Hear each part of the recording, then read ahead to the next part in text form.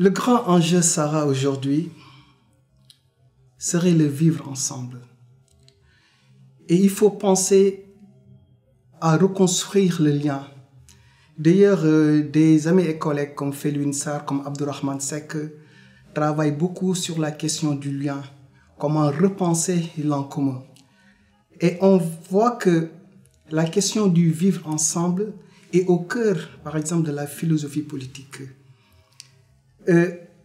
Celle-ci a cherché à repenser ses propres catégories après des expériences de destruction du lien, de désolation du monde comme l'impérialisme, comme le colonialisme et le totalitarisme. Donc au sortir des grandes guerres mondiales, il a fallu repenser le lien. Alors comment se fait-il que notre modernité soit retombée dans des questions, dans les mêmes questions à peu près, qui l'exposent au gouffre? Je veux parler de la question de l'identité. Nous avons affaire à un monde où les gens sont de plus en plus arc-boutés sur leur identité, où celles-ci deviennent meurtrières, pour reprendre la formule de Amin Malouf. Or, il s'agit de voir que le vivre ensemble ne peut se construire que lorsque chaque communauté accepte de sortir de soi pour aller vers autrui. Donc la question politique par excellence, c'est de construire un lien qui n'est pas fusionnel ni fissionnel. Autrement dit, il s'agit d'un jeu d'équilibre qui permet à l'individu, en même temps de revendiquer une appartenance ou d'être dans une appartenance, de s'ouvrir au dehors. Donc la véritable question politique qui traverse les démocraties modernes est celle de savoir comment faire en sorte que des individus qui relèvent de processus identificatoires différents, voire incompatibles, puissent vivre ensemble. Et c'est la question que pose Etienne Tassin.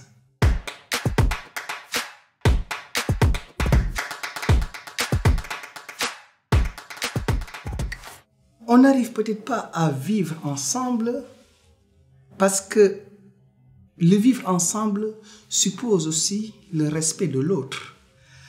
Amin Malouf, par exemple, qui parle d'identité meurtrière, évoque l'idée d'accueillir l'autre, d'aller vers l'autre, à bras ouverts, mais en gardant la tête haute.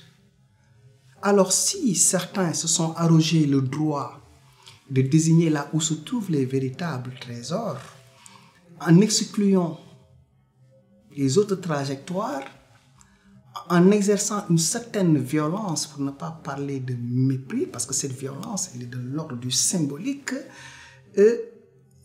et que les autres, aussi violentés par cet état de fait, se renferment de plus en plus dans leur identité, et il y a impossibilité de communiquer. Donc, vivre ensemble, c'est partager les trésors que nous avons en commun, c'est partager nos ressources et comprendre qu'on ne peut pas continuer à toujours envisager les mêmes choses depuis des lieux classiques, depuis des lieux qui déterminent, qui définissent comment s'organise le monde. Donc en réalité, c'est ici là aussi, c'est un jeu d'équilibre, c'est-à-dire il faut faire en sorte que les individus puissent comprendre que leur identité aussi n'est pas figée, que cette identité les ouvre vers autrui. Ils sont constamment confrontés à des logiques qui les exposent au dehors. Parce que cette question, elle est aussi politique. Voilà, c'est une manière de prendre, d'attaquer les choses, je veux dire, peut effectivement constamment mettre les gens en situation où ils se sentent désespérés, où ils se sentent déconsidérés, parce qu'en réalité, c'est une question de dignité, c'est une question de justice sociale. Voilà ce qui, en fait, quelques éléments qui nous permettent de voir qu'il s'agit de penser les blessures, penser PANS, de penser les blessures et de respecter l'homme, de réintroduire de l'humain dans l'humanité. Et pour paraphraser par Sonny Laboutanzi, le monde tel qu'il fonctionne actuellement est juste scandaleux. Voilà. Et donc, si nous parlons, si nous évoquons, si nous disons ce que nous avons à dire, si nous avons tendance de répéter inlassablement les choses, si on a l'impression que rien ne s'est fait, c'est que depuis le temps où nous dénonçons les choses, depuis le temps où nous faisons tout pour construire les choses, il y a des dispositifs qui sont tellement puissants et qui empêchent cette rencontre. Mais la rencontre aussi doit se faire de façon authentique. La rencontre, elle est authentique.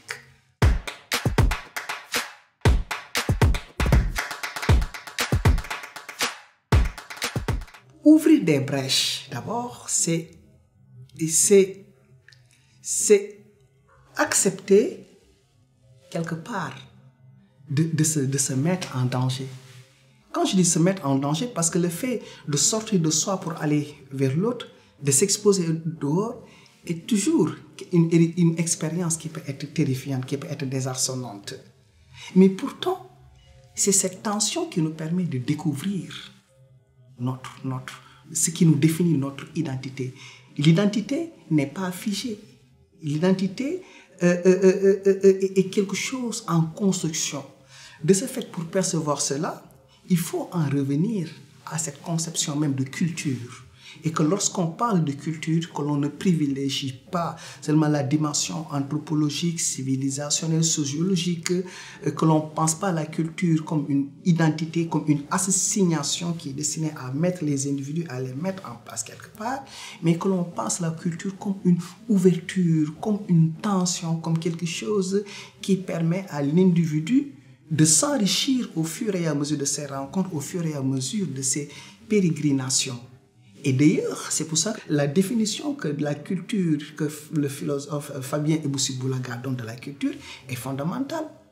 La culture dit que ceci, la culture est ce concept par lequel l'homme s'appréhende comme genèse, comme autoproduction de soi à partir de ce qui n'est plus en direction de ce qui n'est pas encore. Voilà. Donc, l'identité, elle est fondamentalement désidentificatrice parce que le sens de l'identité, on le retrouve par l'attention, par l'ouverture, par la sortie de soi.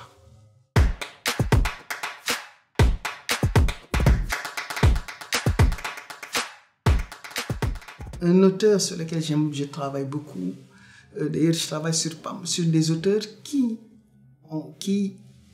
ont cherché à construire des ponts entre les univers, notamment Mohamed Iqbal et Hannah Arendt. Iqbal, par exemple, considère, Iqbal, que c'est un philosophe que j'ai découvert par mon ami et professeur Souleymane Bachir Diagne, Iqbal considère que l'exaltation de l'appartenance est une servitude qui diminue la capacité d'agir de l'individu parce qu'il l'enferme dans des formes précises. Et de ce fait, Iqbal appelle le sujet à se débarrasser de cette forme parce qu'il considère même que l'identité, il considère que l'identité est une servitude, une forme de servitude, cette identité qui nous renferme. Et l'on comprend donc cette injonction quand il nous dit dans de ces poèmes, brise les idoles de la tribu et de la caste et brise les antiques coutumes qui enchaînent les hommes. Donc de ce fait, on a besoin de la culture. Nous ne sommes pas des êtres, comment dire, abstraits. Nous appartenons à des sociétés. Nous avons des appartenances. Mais la question est donc de pouvoir différencier ces différentes inscriptions dans le temps et dans l'espace.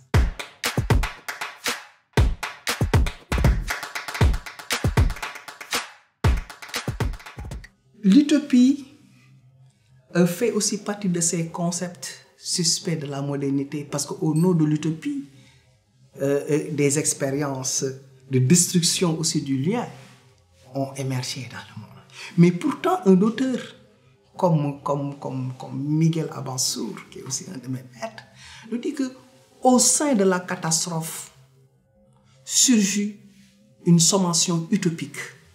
Notre monde, malgré tout ce qui s'est passé, a besoin d'utopie. D'ailleurs, on fait la différence en parlant de dystopie. L'utopie, elle est fondamentale. L'utopie existe parce qu'il y a un écart ontologique entre l'être et le devoir-être. L'utopie n'est pas quelque chose qui est imaginaire. Parce qu'à partir du moment où il y a une brèche, à partir du moment où il y a une césure, l'utopie est justement va chercher par la puissance de l'imagination créatrice à combler ce trauma. De ce fait, l'utopie nous aide à redessiner la cartographie du pensable. Ernst Bloch définit l'utopie en disant que l'utopie n'est pas une fuite dans l'irréel, mais c'est l'exploitation des possibilités objectives du réel et le rythme pour leur concrétisation. S'il y a utopie donc, c'est qu'il y a un monde qui oppresse. Et face à ce monde qui oppresse, il faut substituer un monde désirable. Il faut recourir au royaume de l'imagination pour faire advenir un monde meilleur. Et ça, on l'a su, on le fait avec les philosophes de l'école du son, avec Freud, etc. On sait que le désir de vivre autrement, de vivre ailleurs, traduit le désir de vivre autrement. Donc l'utopie est plus nécessaire, surtout dans nos sociétés qui sont en travail. Les sociétés, dites les sociétés sous-développées, parce que ce sont des sociétés qui sont en travail, qui ont besoin de réinventer des utopies et qui sont des sociétés fondamentalement résilientes et qui, par des logiques de bricolage, parviennent à dépasser les sociétés, les situations chaotiques, en les transformer même en des situations qui ouvrent sur des possibilités innombrables.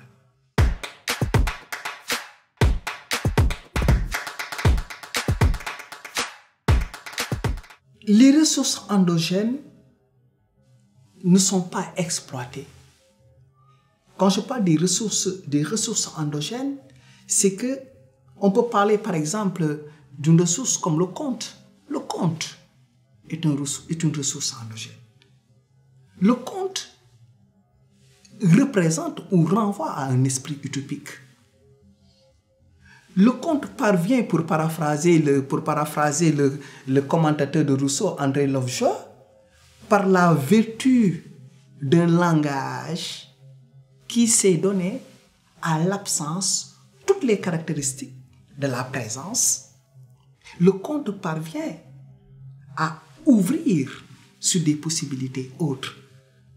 Donc le conte, c'est un récit qui renferme des fables, des éléments de fables, des éléments de légende, des éléments de mythes, mais qui, à travers sa manière, à travers la narration, nous ouvre à des royaumes de l'imagination où on voit de simples individus avoir des capacités extraordinaires, avoir la capacité de parler aux animaux, de voyager en un temps record, de disposer du don d'ubiquité, de passer de péripéties terribles et de péripéties en péripéties et de redresser ces situations chaotiques, ces situations désespérées, en les transformant en des braises qui leur permettent d'ouvrir vers des mondes.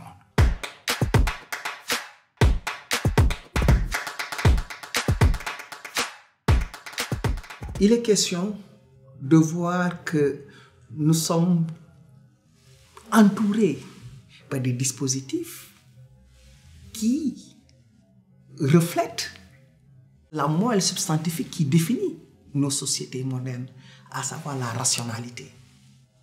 Or, le conte nous plonge dans l'irrationnel. Le conte nous ouvre à d'autres possibilités, nous donne des clés tout en nous donnant des clés d'interprétation du réel. Autrement dit, il se pourrait même que ce soit les sociétés traditionnelles qui ont inventé l'utopie, qui ont été bien avant Thomas More à inventer, à parler d'utopie.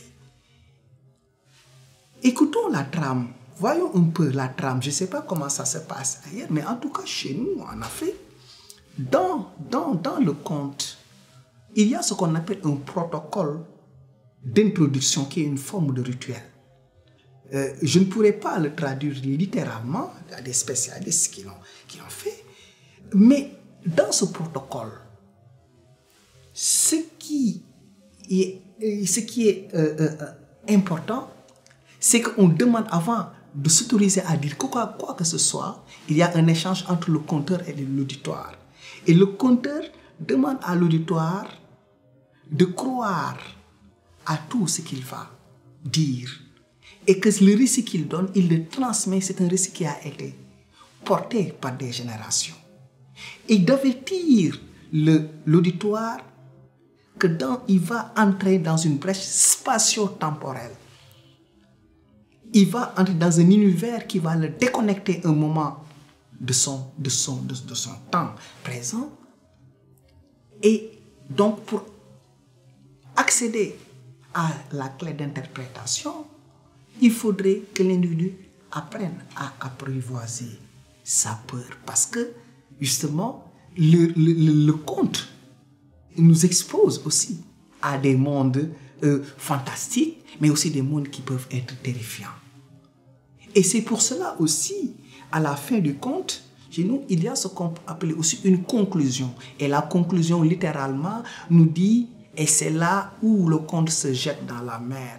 Et que le premier à respirer littéralement, le premier, je le traduis, à respirer l'air, celui-là ira au paradis. Donc de quel paradis ces sociétés parlaient-elles? Est-ce le paradis monothéisme? Je ne pense pas.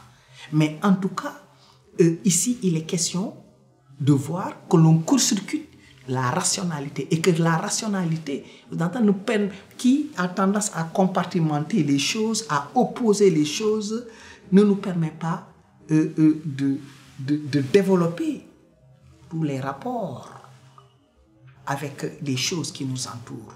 Or, la fonction du conte, c'est de permettre à l'individu d'accéder à une compréhension de l'ordre des choses, de son rapport avec l'autre, de son rapport avec l'environnement, sont des principes de respect, sont des valeurs de respect, d'égalité et comment dire, de collaboration mutuelle.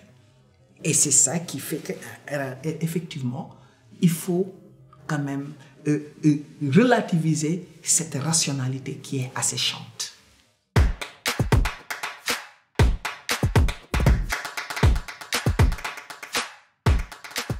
Il faut sortir de cette prétention à vouloir dire aux autres ce qu'ils doivent faire.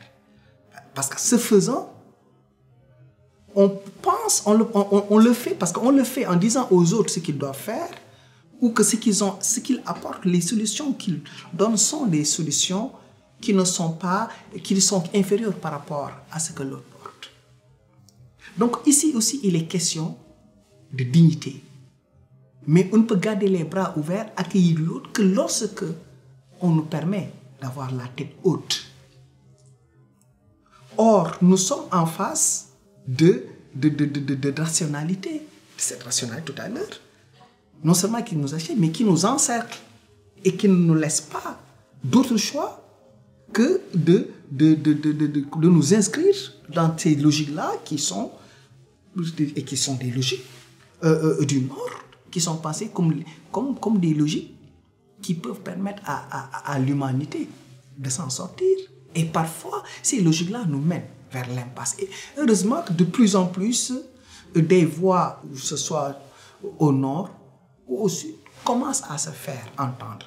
Et ces pays ne peuvent pas se développer en plaquant des modèles qui sont importés, qui proviennent d'ailleurs et qui dépendent, qui relèvent d'une autre histoire.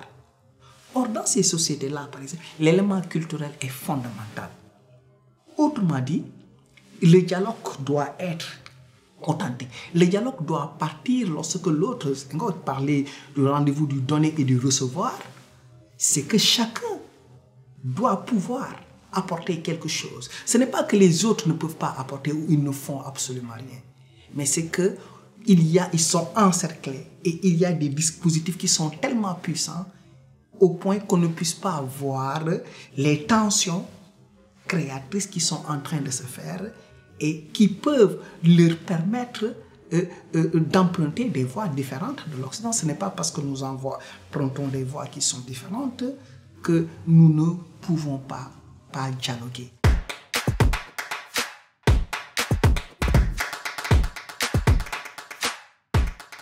Tant qu'on essaie d'imposer des modèles, on ne laisse pas la capacité de produire des nouveautés.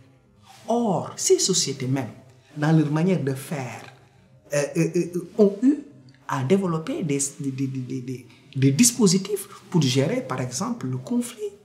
Dans la société Dogon, par exemple, dans chaque quartier, chez les Dogons, il y a ce qu'on appelle, dans chaque quartier, il y a le Tuguna qui est une case, une petite case qui est construite à hauteur d'homme. Quand il y a un conflit dans la cité, dans la société Dogon, on demande aux deux parties, deux hommes par exemple, on leur demande d'aller dans cette case et de discuter pour trouver une solution. Pourquoi les deux personnes entrent dans cette case et sont face à face et parlent, palabrent. Pourquoi la case est construite à hauteur d'homme? Parce que on prévoit que dans la discussion, il peut arriver un moment où les esprits s'échauffent et qu'on veuille se donner des coups de poing, tout ça. Mais à ce moment-là, on ne peut pas le faire parce que si on se lève, on ne peut pas se lever. Ça, il y a d'autres exemples comme ça. Donc, il faut penser à la production endogène de la politique. Et ça, ce n'est pas seulement dans la politique, ça a à voir aussi avec le développement. C'est-à-dire associer l'autre dans les prises de décision. Voilà. Le problème aussi, Sarah, vient de là. C'est-à-dire que il y a des mondes qui ne se parlent pas. Les intellectuels sont là à faire, à dénoncer, à chercher à construire. Bon. Mais l'élite politique exerce un certain mépris vis-à-vis de cette couche-là. Et ce n'est pas seulement les intellectuels, mais c'est les artistes, entre autres choses. Voilà. Donc, c'est cet élément-là qu'il faut mettre en place et voir que le développement, comme disait un professeur Mamoussé Diagne, le développement suppose toujours l'endogénéité de la réflexion qu'il élabore.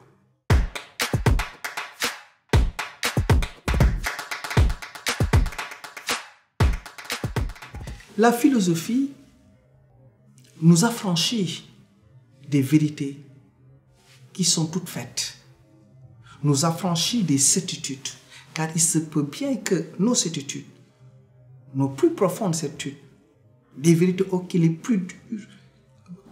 nous croyons, ne valent que parce qu'il y a un silence qui est entretenu sur leur origine. Et donc la philosophie est questionnement. Jasper disait que d'ailleurs les questions sont plus importantes que les réponses. Et c'est ça, ce caractère même de la philosophie qui nous pousse à déconstruire et à ne pas nous soumettre devant tout discours, quel qu'il soit, quelle que soit son autorité. De ce fait, la philosophie, par ce qu'elle est, à savoir qu'elle nous permet de nous questionner sur les choses, des choses les plus anodines ou plus complexes, nous pousse toujours à repenser notre être au monde, à recréer le sens. Parce qu'on est dans un monde où le sens ne suscite plus appétence, où constamment ce monde est en proie à des crises. Et ça ne fait pas peur aux philosophes.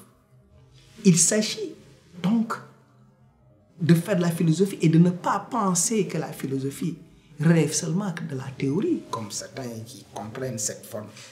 En fait, de travers la philosophie n'a de sens que parce qu'elle nous permet de nous donner les éléments d'interprétation du réel et de pouvoir agir sur ce réel-là.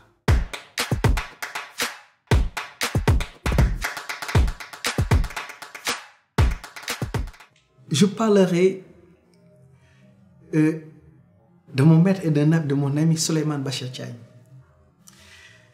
Souleymane Bachir Diagne est un penseur qui a eu au département de philosophie. J'ai fait mes premiers armes de philo au département, avec d'autres, Mamoussé Diagne, avec d'autres que je remercie au passage, et d'autres qui ne sont plus là, mais qui sont toujours là avec nous. Souleymane Bachir Diagne m'a particulièrement marqué et sa pensée continue encore de m'accompagner et les tensions qu'il a su provoquer, susciter en nous, nous ont permis d'en ouvrir d'autres.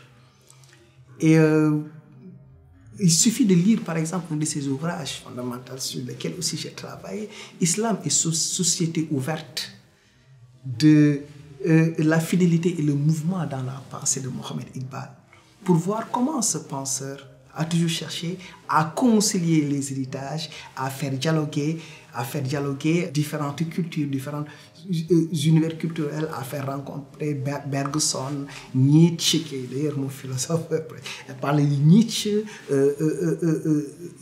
Bergson, etc.